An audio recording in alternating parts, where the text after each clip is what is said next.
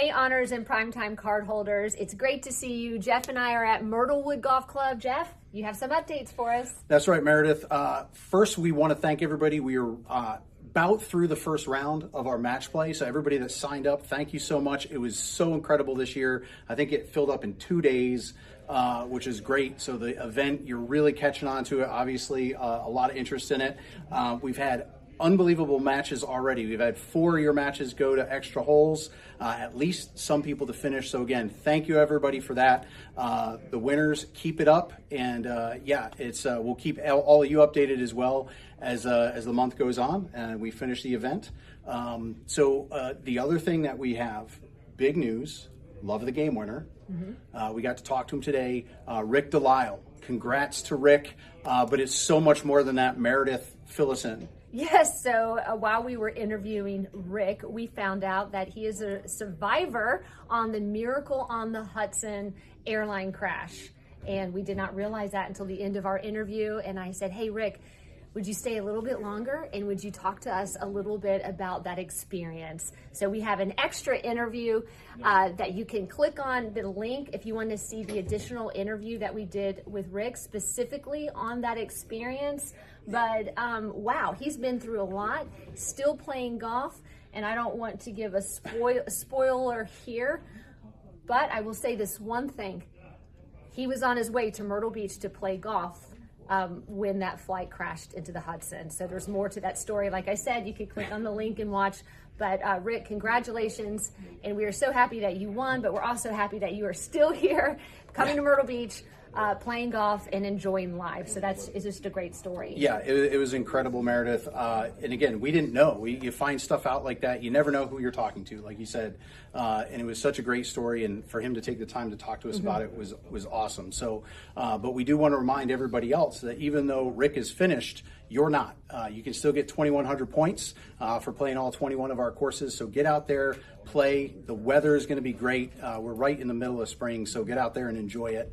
And the last thing we want to talk about, Meredith, we've got other events going on. Yes. Honors, we don't have an event coming up for April, but that doesn't mean there's nothing. All of the other courses and the founders have dinners and stuff going on. If you go to the website, go to the events tab, you can click on that and you can see what's going on. You can sign up for dinners and trivias and everything.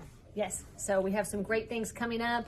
I'm excited to have the warmer weather. Looks like we had a little rain today that washed this pollen away, but things are blooming, and I have to admit, it feels great to have that warmth again, getting back out there on the course. So we're excited about a great golf season here in 2026. Again, lots of great events. Jeff, thanks for all the updates, and congratulations again to Rick. That is so awesome, and again, check out his story on the additional link.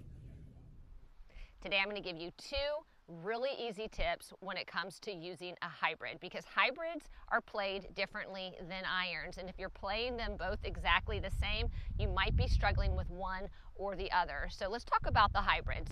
When it comes to setting up with a hybrid, the first thing is you want to make sure that the ball is played forward, particularly if you have a 4-iron or a 5-iron, you're going to play the ball slightly forward. So depending on the hybrid, I have my 4 hybrid right now, so the ball's going to be played a little bit forward from center.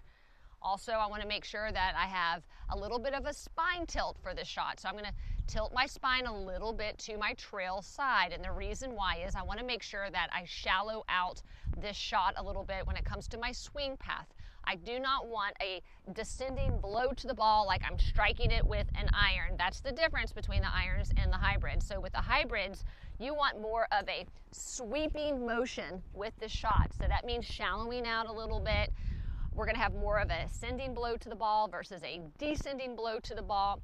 So just think about sweeping this shot. So when you add a little bit of that spine tilt to your trail side, that's going to help shallow you out a little bit.